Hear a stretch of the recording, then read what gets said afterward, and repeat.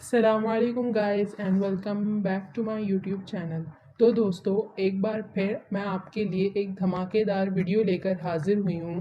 आज की इस वीडियो में हम बात करने वाले हैं तारक मेहता के उल्टे चश्मा शो के उन करेक्टर्स की जो कि हमारे साथ 2008 से थे, लेकिन अब उन्होंने तारक मेहता का उल्टा चश्मा शो छोड़ दिया है।